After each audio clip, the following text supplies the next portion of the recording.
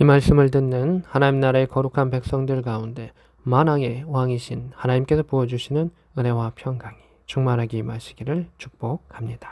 아멘. 오늘 말씀 보겠습니다. 마가복음 6장 30절입니다. 사도들이 예수께 모여 자기들이 행한 것과 가르친 것을 낱낱이 고하니 이렇게 되어 있습니다. 여기서 특이한 단어가 있죠. 사도라고 하는 단어가 나오고 있습니다. 누가복음은 사도행전과 이어지기 때문에 사도라고 하는 단어를 종종 씁니다. 요한복음에서는 사도라고 하는 단어는 나오지 않습니다. 마태복음에서는 제자를 부르실 때 사도를 잠깐 칭했었습니다. 이 12사도를 부르심을 이야기를 했었습니다. 근데 오늘 마가복음은 여기 사도라고 하는 단어를 쓰는데 왜 이 사도라는 단어를 썼을까요? 예수님께서 그들을 둘씩 짝지어서 보내셨기 때문에 보냄을 받은 자가 사도라는 뜻이죠. 그 단어를 쓰고 있는 것입니다.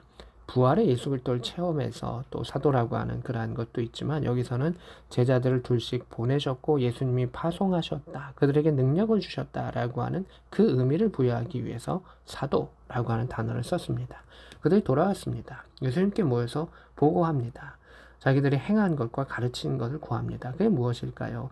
곳곳을 방문하면서 예수 그리스도의 가르침을 전하고 병든 자에게 기름을 바르고 치유하고 귀신을 내어 쫓으며 하나님의 능력을 행했었던 여러 가지 것들을 다 구하는 겁니다. 제자들이 상당히 업돼 있는 것이죠. 주님 이런 일이 있었습니다. 이 사역이 주님 말씀대로 행하니 됐습니다. 가능했습니다. 이게 말하는 겁니다. 우리가 예수님의 제자들이 무조건 막 아둔하기만 하고 능력을 못하고 막 귀신을 못 쫓고 뭐 이랬던 것만을 기억하지만 여기서는 제자들이 너무너무 기쁜 가운데 그 일들을 행했던 그 흔적이 나타나는 것이죠. 다만 제자들은 기복이 있었고 기도하는데 한계가 있었던 것을 우리는 예상해 볼 수가 있죠. 제자들이 그것을 다 구하니까 예수님이 31절에 이르시되 너희는 따로 한족한 가서 잠깐 쉬어라. 파송하고 일을 사역을 다 했죠. 이제 돌아오니까 잠깐 휴가 쉼을 리프레시하는 시간을 가져라 라고 하는 것을 말씀하셨습니다. 이는 오고 가는 사람이 많아 음식을 먹을 겨를도 없음이라라 이렇게 말합니다. 예수님 곁에 제자들이 다시 모였지만 너무 사람이 많아서 제자들이 쉴 수 없는 환경이 되었습니다. 32절에 이에 배를 타고 다른 한적한 곳에 갈새 소풍일 수도 있고 쉬러 제자들을 데리고 가신 겁니다. 예수님도 쉬시러 가신 걸 수도 있지만 제자들에게 쉼을 주시기 위해 가지고 그렇게 따로 움직이셨습니다. 33절에 그들이 가는 것을 보고 많은 사람들이 그들인 줄 안지라 모든 거울로부터 도보로 그곳에 달려와 그들보다 먼저 갔더라 이렇게 되어 있습니다. 배를 타고 갔지만 갈릴리 호수 또 갈릴리 바다는 그 크기가 작습니다. 그래서 배에 가는 뱃머리의 방향성과 거기를 보면 어느 마을로 가겠구나라고 하는 것을 추측해 볼 수 있다는 겁니다. 그래서 사람들이 뺑 둘러가지고 배보다 더 빨리 우르르르르르 쫓아갔었다라고 하는 것을 보게 됩니다. 34절입니다. 예수께서 나오사 큰 무리를 보시고 거기 도착해가지고 이제 제자들을 쉬게 하셨지만 사람들이 큰 무리가 모였습니다. 근데 그들을 보시면서 예수님께서는 목자 없는 양 같음으로 인하여 불쌍히 여기사 가르치셨다. 여러 가지로 가르치셨다. 이렇게 되어 있습니다. 예수님도 지금은 육체적인 그 피곤함으로 인해서 또 제자들도 마찬가지지만 쉼이 필요한 때였습니다. 근데 그들이 그렇게 달려옴을 통해서 예수님은 불쌍히 여기셨다는 겁니다. 왜? 목자가 없다. 그들에게 영적인 꼴을 줄 수 있는 목자가 없고 그들을 가르칠 수 있는 사람이 없음을 통해서 불쌍히 여기셨다는 것입니다. 근데 단순히 그들이 없음을 불쌍히 여기신 건 아니죠.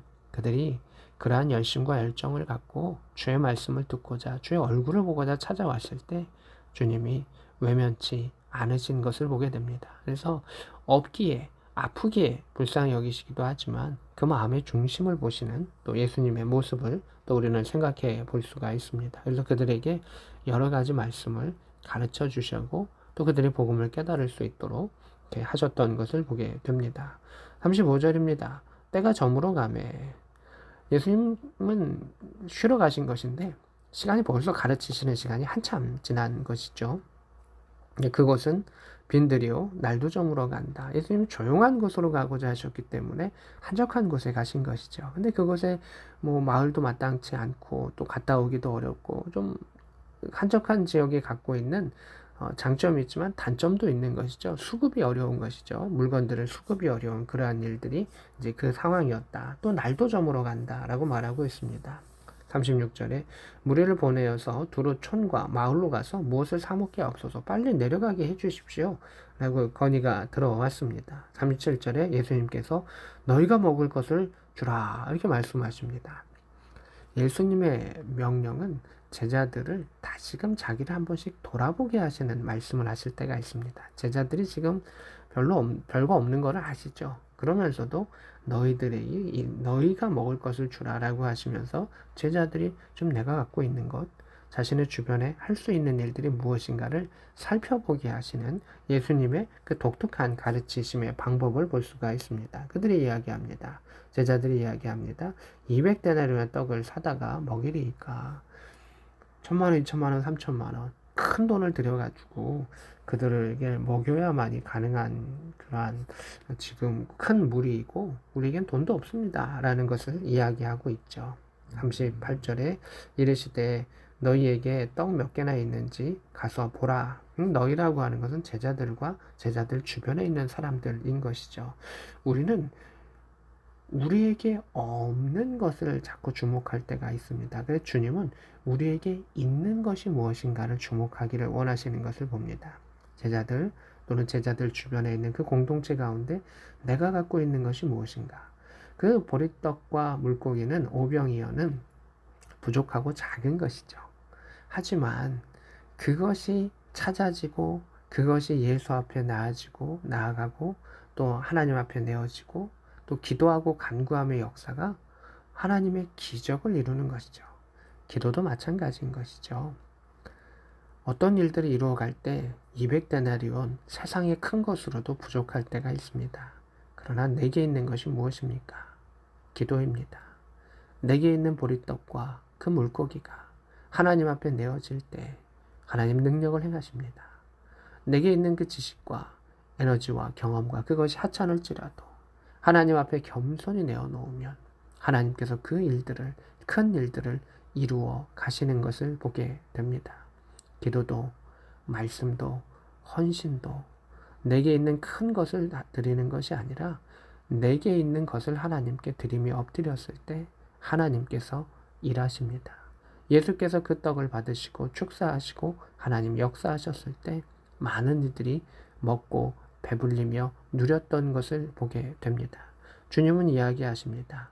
너에게 떡이 몇 개 있는지 가서 보라, 찾아보라 라고 말씀하시는 것이죠. 오늘도 우리에게 있는 소박한 것, 그 기도의 모습으로 우리에게 있는 소박한 시간과 헌신 속에 그것을 하나님께 내어놓았을 때 하나님 역사하시고 하나님 이루시는 놀라운 일들을 경험할 수 있는 복된 저와 여러분 될 수 있기를 우리 구주 예수 그리스도의 이름으로 축복합니다. 아멘.